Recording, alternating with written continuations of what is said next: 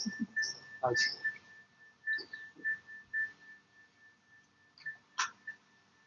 Good morning. Morning. Pravida. Welcome to this week's Dharma Talk, being given here at beautiful Bali Rica, courtesy of Sharon and Mac McIver. And we thank you for joining us both here and on the internet. Please just relax, be comfortable, and enjoy our opening meditation being given by Lisa Richard. Welcome. Just close our eyes. Take 2 deep clearing breaths, settling yourself into the present moment, into this space, releasing anything that you may have brought with you from the outside, reorienting inward.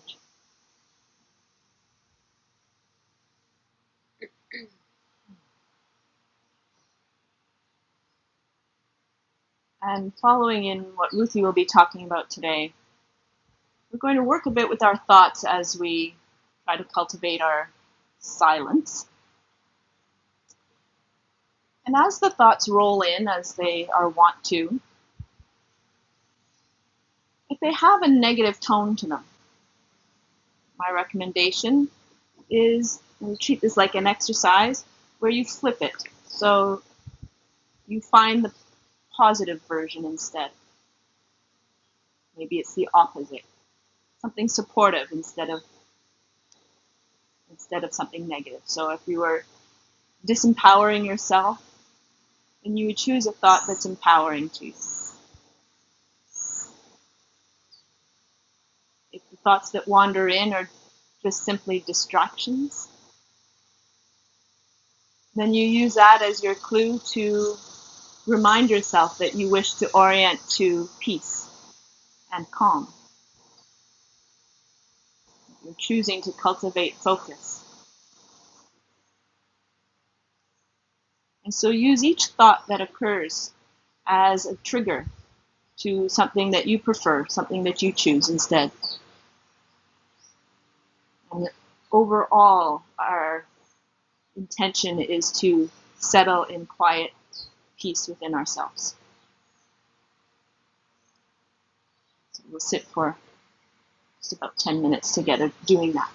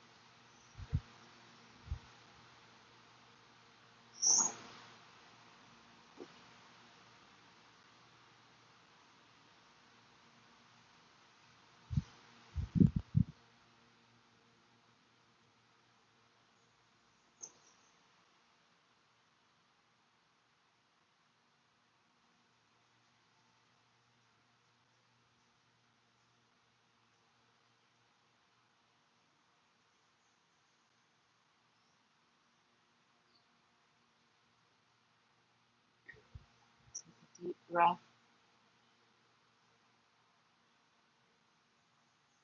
Back to feeling the sensations in your body. With your eyes closed, rub your palms together, warming them up. Place them over your eyes. And as you slowly open your eyes, you slowly draw your hands away, making that transition back peaceful.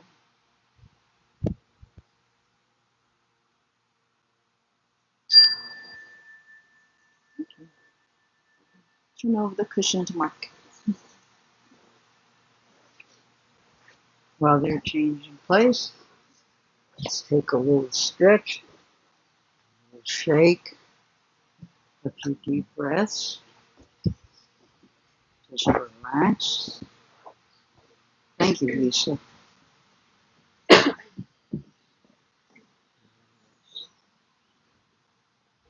Okay. Last week, our topic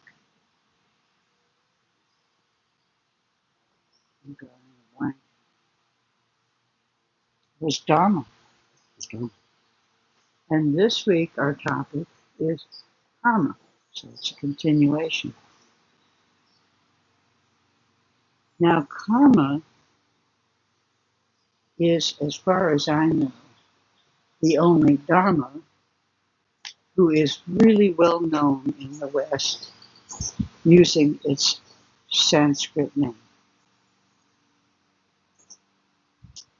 The word in Sanskrit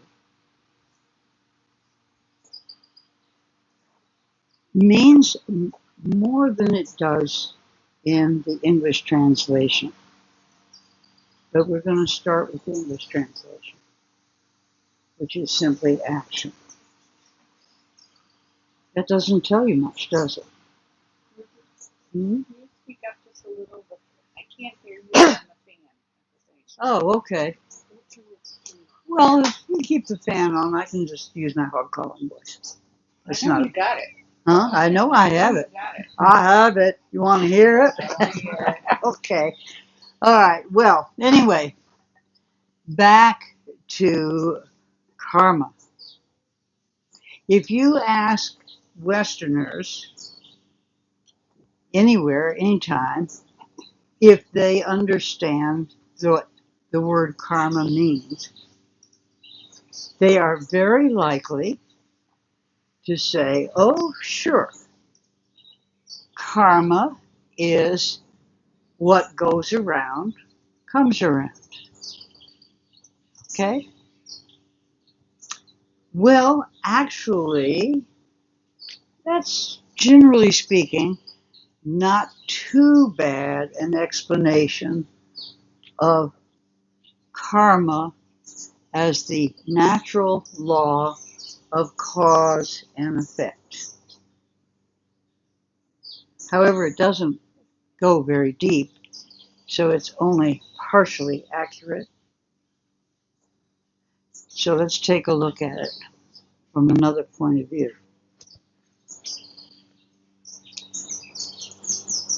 Everyone sitting here today is experiencing their karma. When people say, oh, what brought you here? You're going to say, oh, so-and-so invited us or what have you. But if you really think about it, it goes way back to somewhere you had a thought, I think it'd be nice to go to Costa Rica. That was the beginning of the karma that's going to end with you sitting here today. You go from there to thinking about it, then you start to talk about it, and then you make plans, and all of these are causes. And then one day, the causes meet up with the proper conditions, and you buy a ticket, and you're here. Karma is real. It's not hypothetical. It's a genuine force. It's continuous. It never stops, including, from a Buddhist point of view, from one lifetime to the next. Karma is the one thing that goes with you when you die into your next life. It's a continuum. Okay. So, here we are, and we're experiencing the consequences of everything that we thought, everything that we said, and everything that we did that led to us being here. I asked Lisa to bring the same poem that from this morning. This morning threw me off a little bit. If I sound funky, it's because. But we've done this poem before. It's the first verse of the sayings of the Buddha. I can't see it. I guess I'm reading it. What are you handing it to me for? I wanted to see what you do. I'm going to get my karma out. I know. I had a funky morning because I was trying to look up things and I can't seem to look up to them. Anyway, this is the first verse of the sayings of the Buddha, known as the Dhammapada. And it begins with what you think. This is the basis. So here's how your karma goes. We are what we think. All that we are arises from our thoughts. With our thoughts, we make the world. Speak or act with an impure mind, and trouble will follow you. As the wheel follows the ox that draws the cart.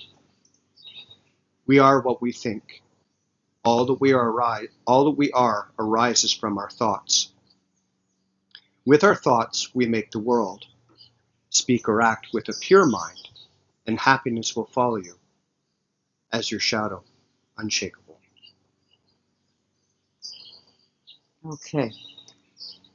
So this definition of karma is everything we think, everything we say, and everything we do. This is very personal. There's also collective karma. Everything we think as a group collectively say and do.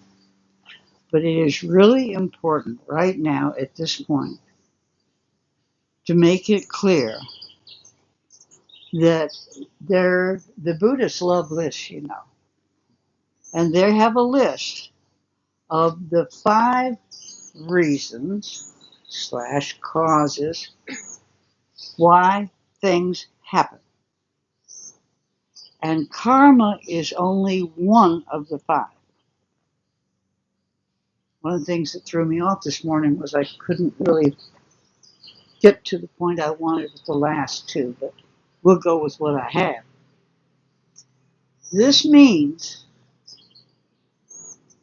we sometimes make terrible mistakes thinking that everything that happens to us is some sort of reward or punishment because of something that we have done. Something that it's our fault or it's to our credit. This is not true. Karma is the moral or the ethical reason for why things happen. It didn't rain this morning because of something you did last night. It rained because it's rainy season. That's one. That's nature. Things often happen in nature and people say, must have been their karma. But karma didn't have anything to do with it. It was a natural disaster. Okay, that's one thing. Second thing is genetics. Let's say you've got big ears. And you say, man, I must have done something in a past life to get stuck with these things sticking out here. And then you see a picture of your grandfather. And there they are. They came down to you that way. The third reason why things happen is karma. The fourth is interesting, and the reason I was searching for it so hard is I just heard a totally different reason for it than what I had in my mind.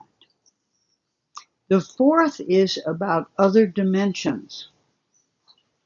The fourth reason that things happen is psychic. It's about spirits. We are not the only dimension, and we are limited by our senses. So there are lots of things that happen to us that we can look back on and marvel. Moments of deja vu, for example, or meeting someone for the first time and you feel like you've met them before, you've known them for years.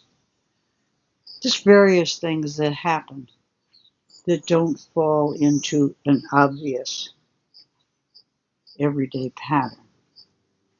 That's the fourth one. This one simply was talking about it's your spiritual path, but I kind of like the first one with the spirits. I'm into ghosts and things like that, so that's cool, and that goes along with the karma. And the last one has to do with consciousness, and it's really complicated, and it doesn't really work here today, and I can't really explain it, so we're going to move on from that. So everybody got a pretty good idea of cause and effect.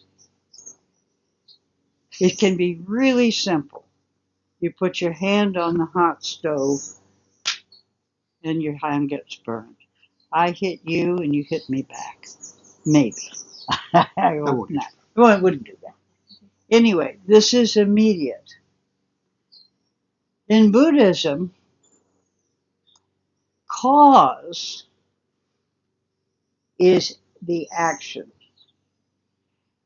And we talk about cause and effect. But literally in Buddhism, the word for the effect or the result or the consequence is vipaka. And it's an interesting word. So you have karma and you have vipaka. Karma is the cause. Vipaka is the consequence, the result. We lump it all together, and that's what people understand, so we'll go with it. But vipaka fits in here because the word is defined as ripening or fruit. And karma is, you know how the Dalai Lama does, like that. Okay, karma's like that. Is that the cause of what we think, say, or do? These are seeds. And these seeds drop or we plant them. And then they take their time and they do not manifest or ripen until the conditions arise for them to do so. And this is why Buddhists talk about it could take lifetimes before your karma manifests. It isn't always immediate. It can be, which we just talked about. But it also is the reason why we say, wow, something goes way, way back. So that's the idea that says if you plant a mango seed, you have every right to anticipate that it will turn into a mango tree. It's not going to be a papaya or a lime tree or an oak tree. It's going to be what you planted, i.e. what he just read. If your thoughts, your words, and your deeds are the seeds you plant, They will bear the fruits that correspond to what you cultivate. The same idea is in Christianity, and I think it's one of the reasons that karma is an accepted concept in Christianity more than you would think otherwise. Because the teaching of Christ is, as ye sow, so shall ye reap. What you put in will turn into what you're going to get out of it. So that's pretty simple basis. I think it's important to really understand that this is real. It's not imaginary. It's not hypothetical. As I say, we're all here as living examples at this moment of our karma ripening to bring us to this point at this moment in time. Now, it's really important in karma that we realize that even little things can have enormous consequences. We were just talking about a family feud in religion that goes all the way back to whenever. I don't know when that was. The beginning of the book. The beginning of the book, whatever the book was. Smart aleck. Anyway, we were talking about that. And there's one little example that I like that I haven't used in a long time. So I think everybody here, except Suzanne and Sharon, are pretty new. And this is an old English little, I don't know, what do you call it, ballad, poem, whatever. And it goes this way. Everybody here know what a horseshoe looks like? It's a little tiny triangle like this. It's about the size of your thumbnail. Okay. Well, this is an example that starts with a horseshoe. And it goes like this. For want of a nail, the shoe was lost. For want of a shoe, the horse was lost. For want of a horse, the message was lost. For want of the message, the battle was lost. For want of the battle, the war was lost. For want of a war, the kingdom was lost. All for the want of a neighbor. It is really important to be aware. And here, karma joins mindfulness. Karma begins with the wisdom teachings of right intention and right view. These are important. It obviously is aligned with ethics, which are our 3 morality trainings. And then it is aligned with meditation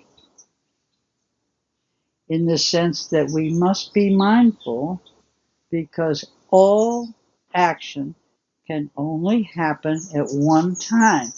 And that one time is in the present. The present moment is the point where we can do something. Past, it's too late. Future hasn't happened yet. If we're going to do something, we're going to take action, we're going to do it in the present moment. This requires a lot of mindfulness. But now, karma has another interesting thing that sometimes gets left out of mindfulness, and I think it's worth thinking about. A lot of times when we talk about mindfulness, we sort of discount the past and discount the future in an attempt to become really well established in the present. But karma says, wait a minute. Each moment of present is a continuum of your past. And that past goes way back, if you believe in Buddhism. Can go back many, many, many lifetimes. You cannot discount your memory because your memory is where you store everything that has ever happened to you. It's recorded. Now it's edited because it gets to be a lot of stuff. It gets distilled. But it becomes what Thich Nhat Hanh calls store consciousness. It's there. And sometimes it pokes its head out. Like we say, we have these flashes of memory. Something that kind of appeals to us, that we realize it could be bad or good. So we have this store consciousness and we carry it with us into the present moment. And it informs our actions. Our actions arise from the accumulation of all these past actions, thoughts, words, deeds, etc. Now, we plan for the future, we make decisions, we have volition, and so that is how we want to carry the past forward. And one of the ways you see that evidenced in Buddhism is the teaching that they follow of always thinking every day about your death. This isn't morbid. This is because they truly have the belief, they do have beliefs.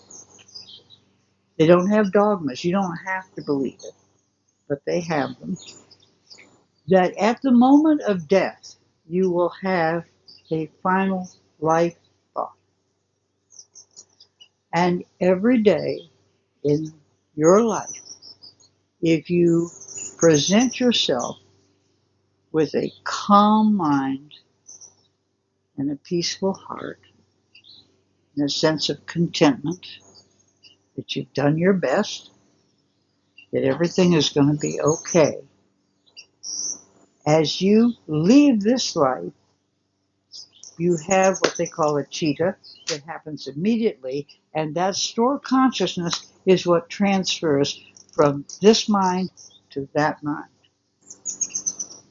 And that becomes the mind beginning for your next life. You don't want, if possible, to be burdened going into your next life with negativity, with anger, hatred, greed, etc., etc. So every day you learn to relax and think good thoughts. And during the day you try to say nice things. It's you too. And do good deeds. It's not a bad way to live, is it? It's a pretty good way to live. But here again, with the store of thoughts, the word here that is used, one word that we've used for karma is seed. The planting of the seed, the cultivating of what we want to materialize, to manifest. The second word is imprint. Everything that we think, say, or do leaves an imprint. That goes with what we've just been talking about. And now we carry karma forward as that which remains after death. And here it takes a little while. It can be done in great intricacy. But where we had seed and imprint, let's now think in terms of flame. You have a candle. You set it out and it's got a flame going. The candle is burning. That flame is not material. It's gases combusting. It's just combustion. It's changing every second. It's not there really. And as it burns, it takes the wick down and the wax falls.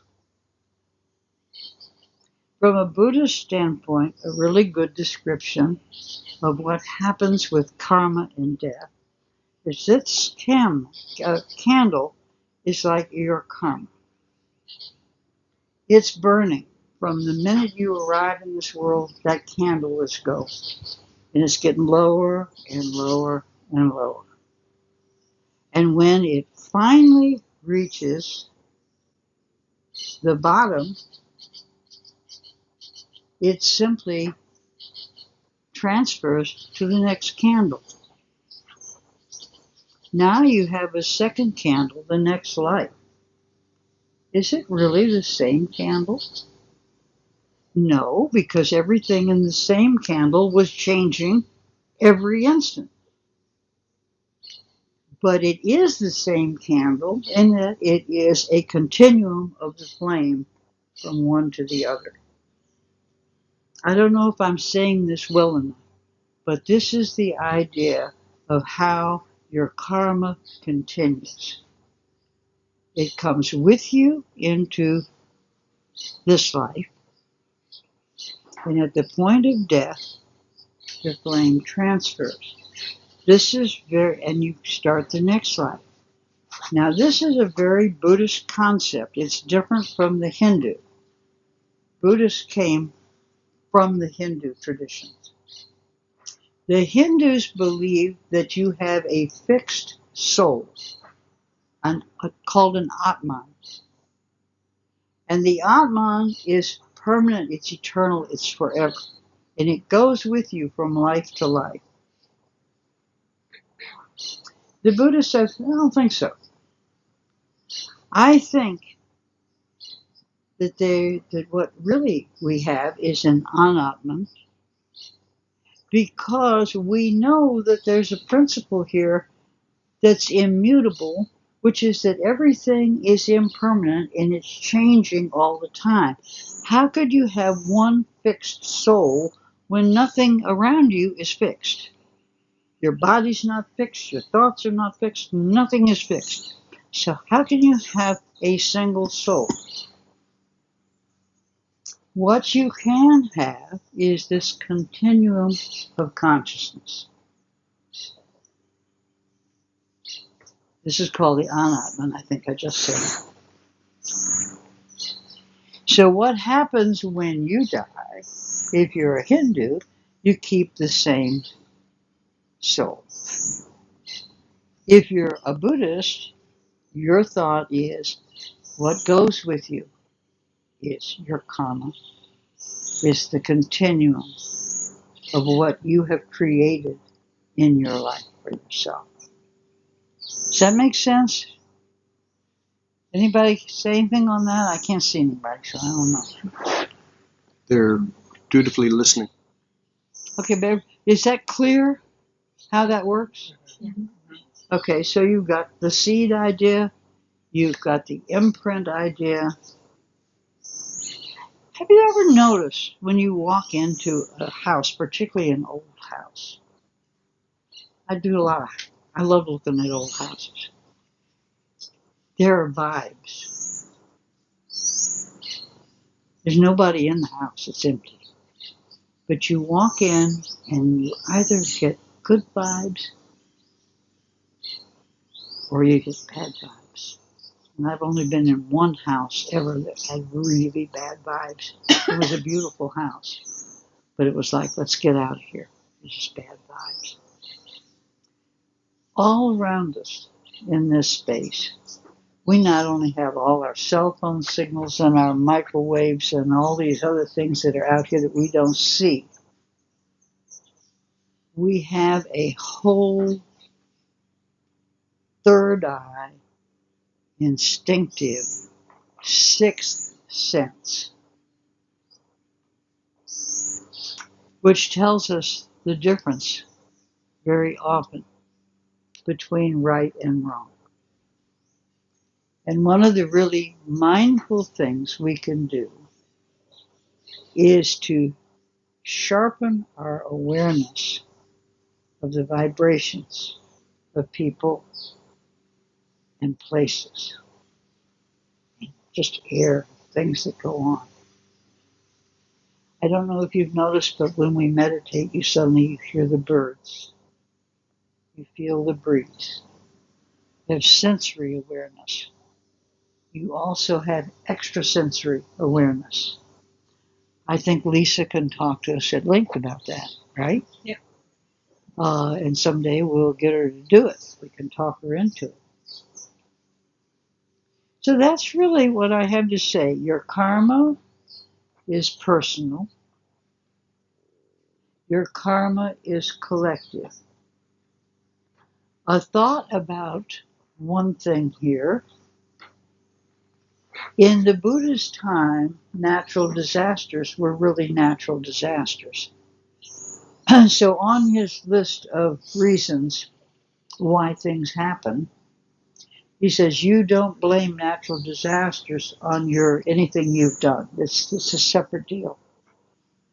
You didn't cause the drought or the volcano or the earthquake. Unfortunately, 2,600 years later, we're beginning to really become conscious that karmically we are causing things to happen naturally. Things that would seem to be natural disasters are actually heavily contributed to by human action. We haven't yet really come to grips with that. We may be too late, I don't know. Anyhow, so that's it for me. Somebody please jump in here. Everybody know their karma? I'd like to. Yeah. We may have done this story before. It's a really short one, but it's going to lead into something that you said in the very beginning. Okay. And it all relates with the karma. And the story is an old man standing in front of a bridge that leads to a town. And as he's standing there, a man walks up to him and says, is this the bridge into town? And the old man says, yes, it is. And he says, oh, good. I'm hoping this town is going to be much better than the town I was just in, because that one was just so awful. Everybody was mean, they were spiteful, and they never did anything nice, and I'm hoping this one's going to be better. And the old man nods and says, I'm sure you're going to find that this town is going to be exactly the same. Uh-huh. And the next day, he's standing at the bridge, and another man walks up and says, is this the bridge into town? And he says, yes. And he says, I'm hoping this town is going to be everything that the other town was. I didn't even want to leave. I knew I had to go. It was my time, but everybody was just so nice and kind and helpful and everything, and I'm hoping this town will be the same. And the old man says, I'm sure you'll find that this town is going to be exactly the same. True. And this is the link back to what you said initially, that our karma was all of the choices that led us to being here, sitting with you in At Valley this Rico moment in this in particular moment. But I'd like to take it one step a little bit further. You said at some point you made a decision to come to Costa Rica. Right. And from what I was hearing with all that you said, which you said beautifully, thank you, is that actually it started before that. The karma was a recognition that there's something was occurring in our lives that we chose not to connect with anymore, or we saw an opportunity elsewhere.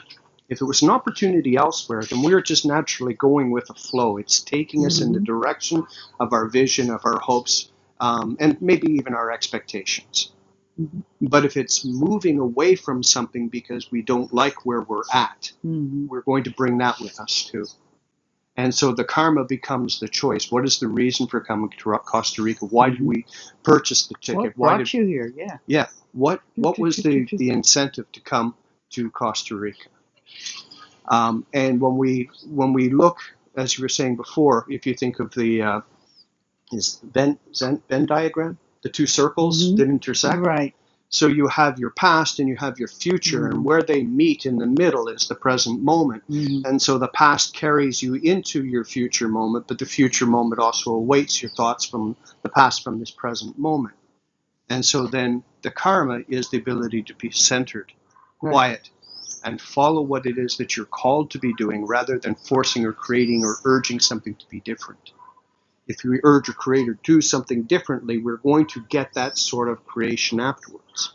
Well, I had a misstatement when I said it started, because up to the moment where the specific thought about Costa Rica came in, that may be the moment that Costa Rica entered your consciousness. But the consciousness has been going on. Nothing happens in a vacuum. Mm. Every action has a reaction. Everything we do results in something else being done. And I think a lot of it very often is so unconscious because we are not in the present moment. There's also the thought that there is no such thing as a genuine present moment. There is only the movement from past to future. The present moment literally only lasts for the space of a breath. But it is in that lane that we act. And ultimately, the life we create is our actions taken in that period, what we do. If we do things recklessly outside of our mind without thinking about them, we create suffering for others as well as for ourselves. The more we can actually begin to move in this direction of integrity, the happier we're going to be. That's why Buddhists talk about being happy. There's one little thing that I heard a Buddhist say one time, was if you want to see what somebody's life was like when they died, go look at the babies the day they're born in the nursery. Some of them are happy and quiet, putting your thumbs in their mouths. Others are red-faced and screaming. And as you look, say, which one of those babies do I want to be when I come back? And so this is part of the motivation for preparing for a good death. You don't have to worry, you've got another life coming.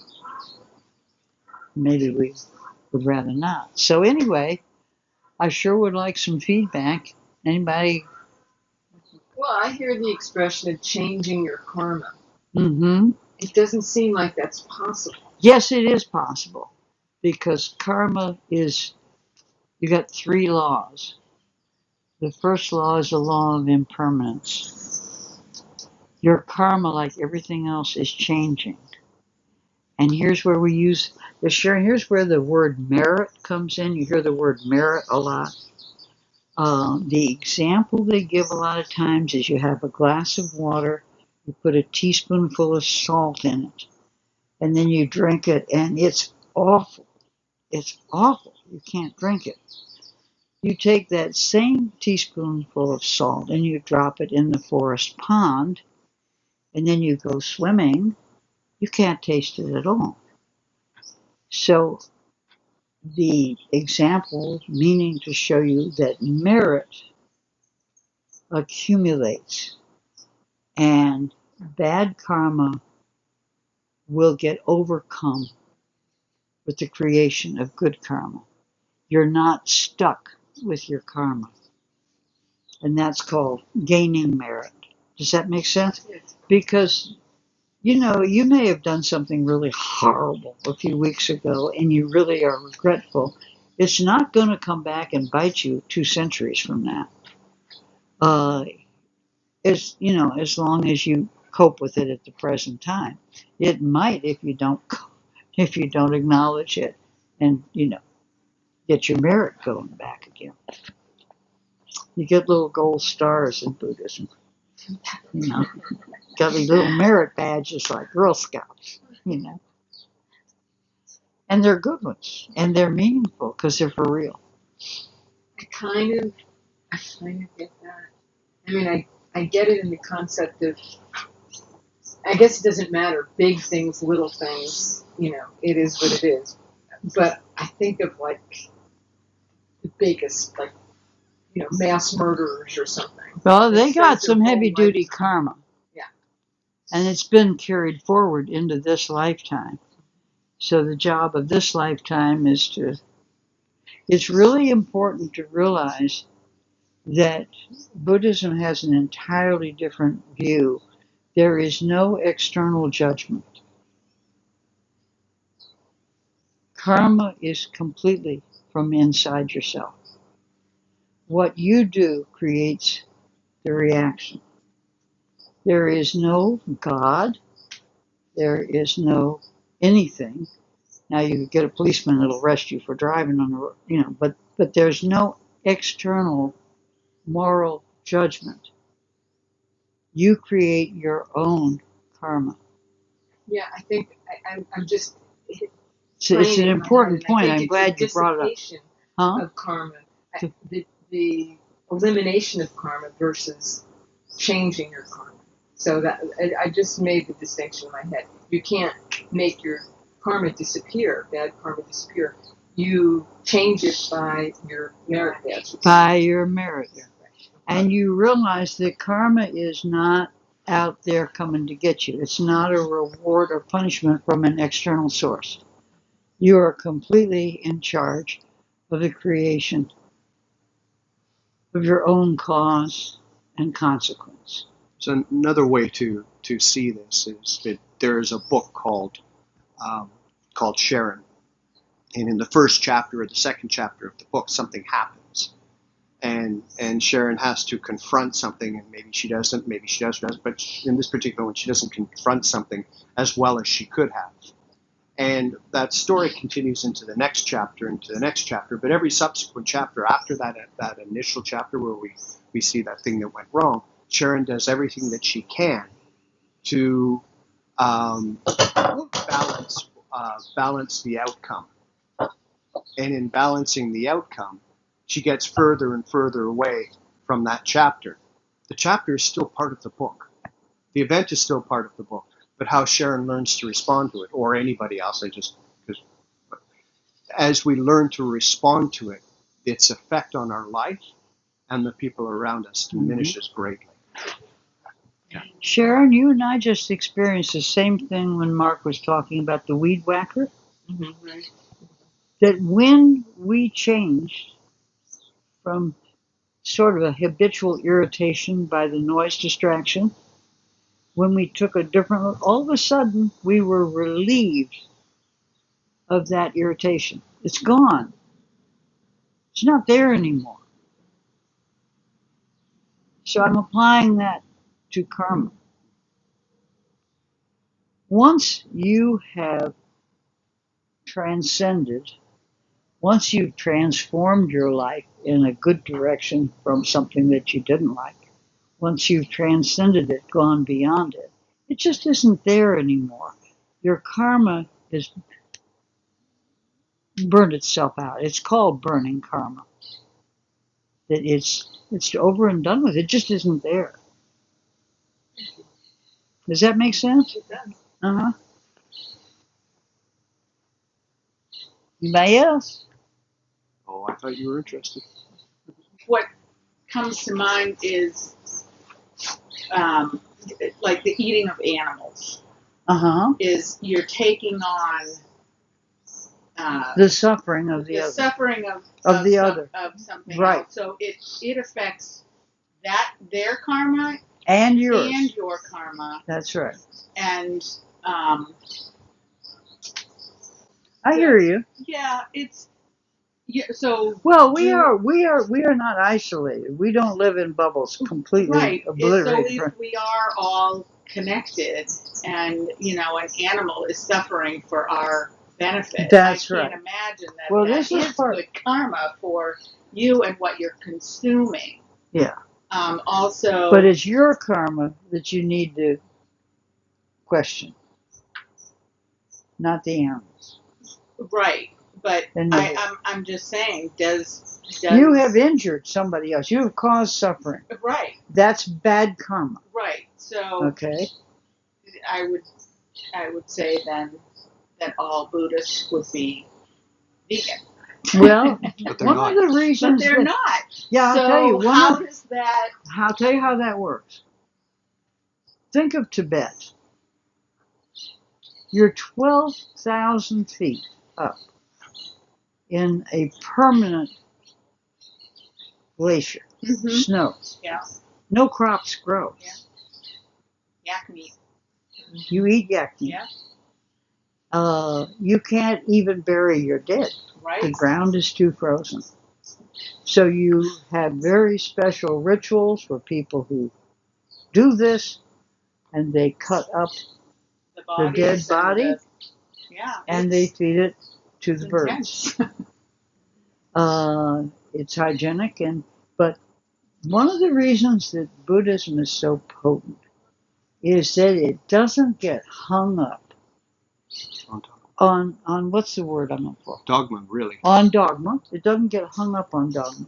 It moves from one culture to another, and it doesn't say thou shalt not. It says you should refrain from.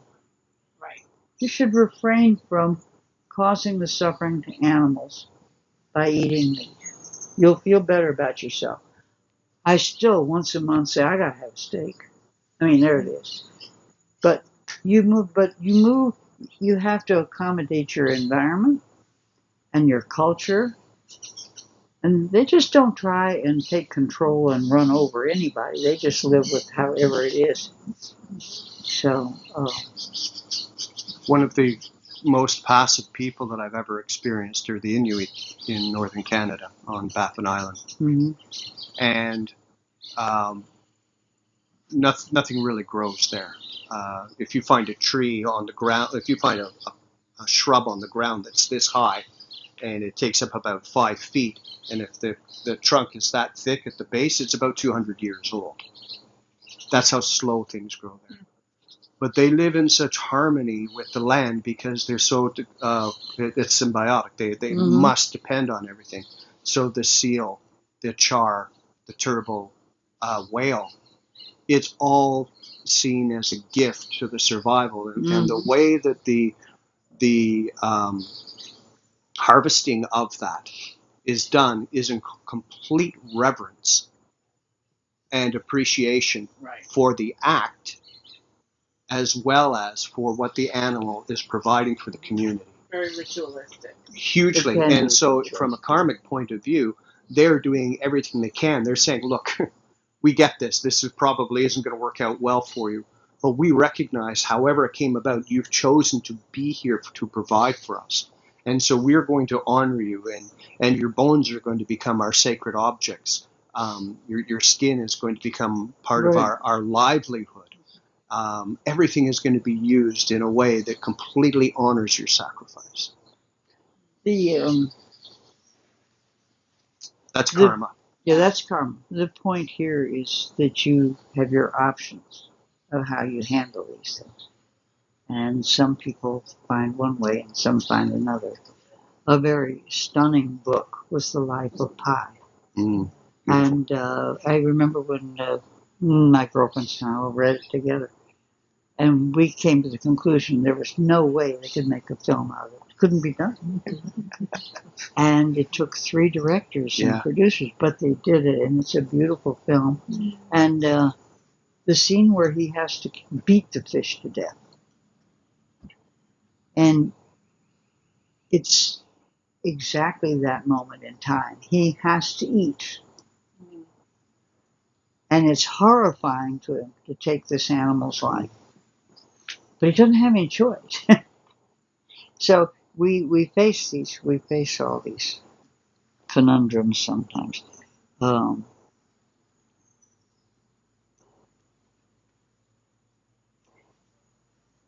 Now, different people. I wanted to apologize to you the other day. I started a sentence and then I went off completely somewhere else, which I do.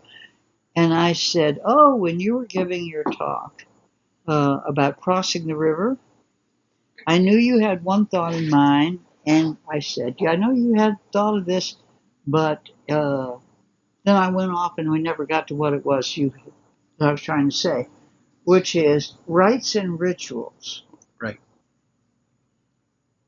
are the raft, sometimes, that carry you from one shore to the other. But rites and rituals, you get transformed and it helps you to transcend. To do, for example, really strenuous yoga, which is a spiritual practice. Fine. But there may come a time when what you really need to do is sit down and not move for 8 hours. Go on a vision quest or what have you. It's completely individual. No one else can do it for you. And no one else will be harmed or benefit from it except on a quick basis. Thank you. I'm trying to think of a parting word.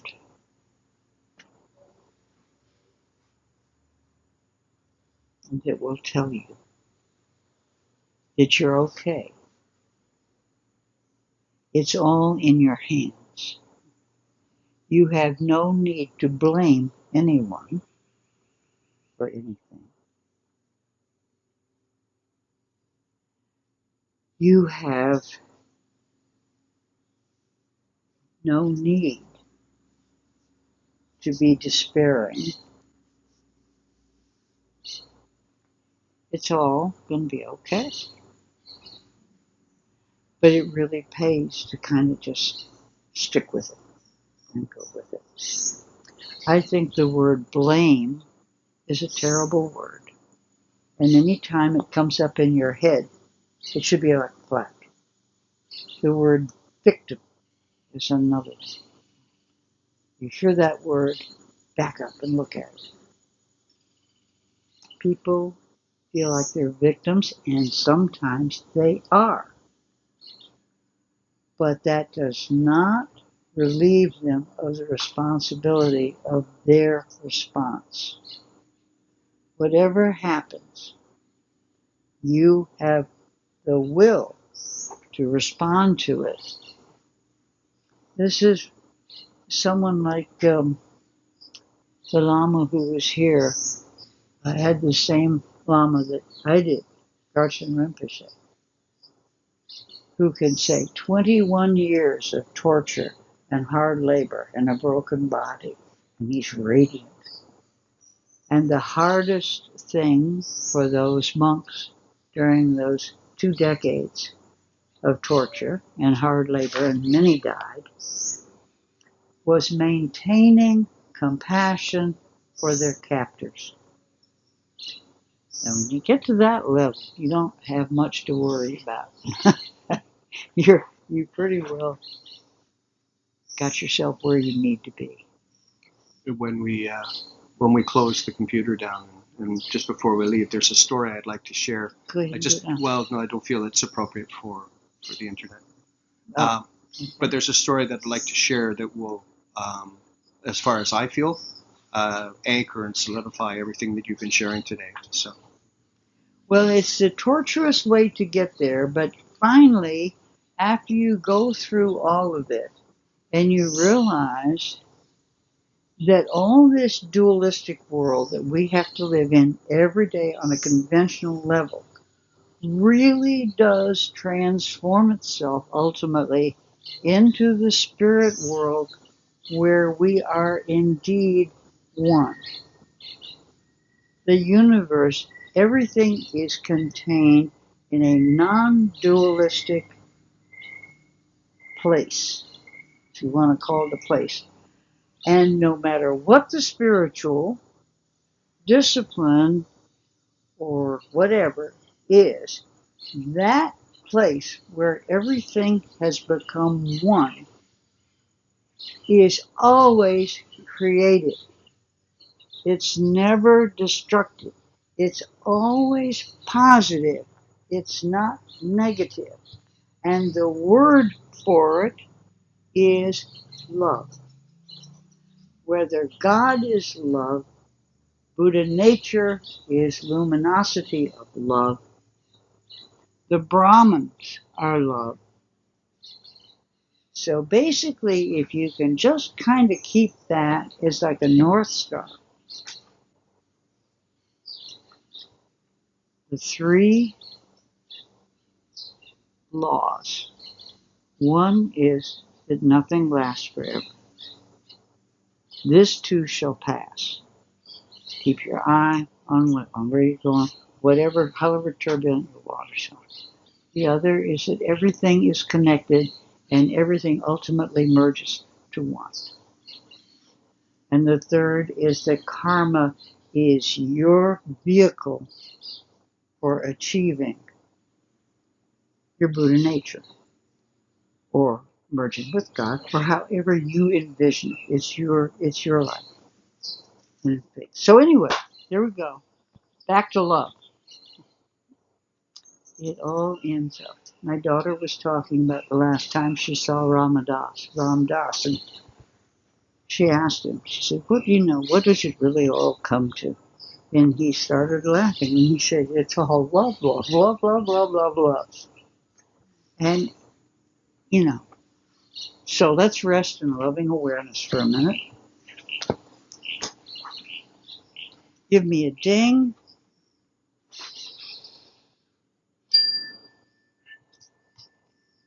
To yourself, because you are in truth wonderful.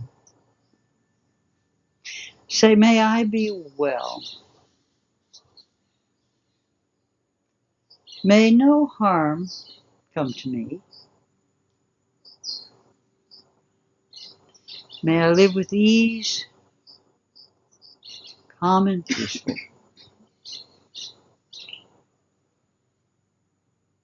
May I be happy.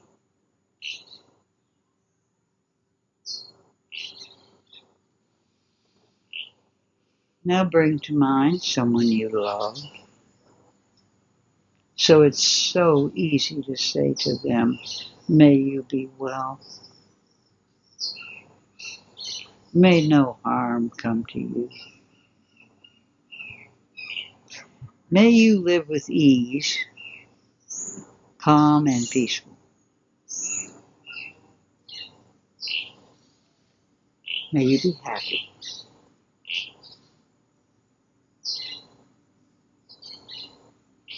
Now turn to your neutral person, and today let's make it the person sitting directly to one side or the other. Shall we go this way?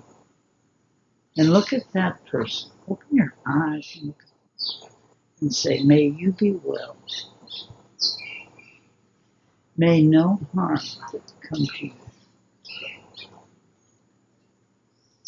May you live with ease, calm and peaceful. May you be happy.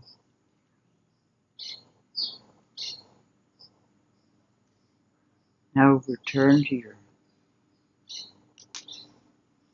meditation pose and bring to mind someone who is nasty because they're suffering.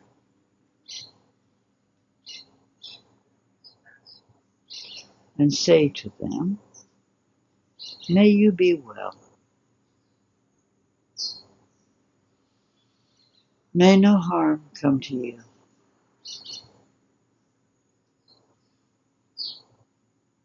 May you live with ease,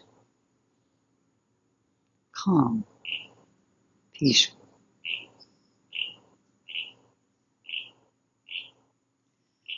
And then put your hands on your heart and simply throw away all the boundaries between you and the rest of humanity. Here, there, on planet X, in Yemen, wherever. And say, may all beings everywhere on this plane and all other planes be well.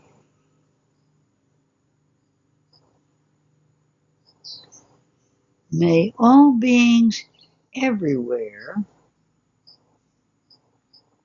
be safe.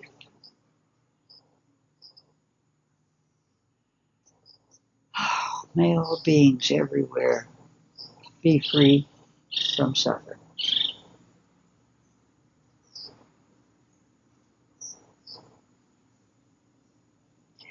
May all beings everywhere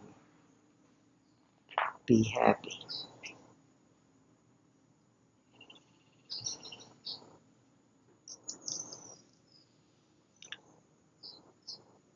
Now let this feeling of goodwill, of friendship, of love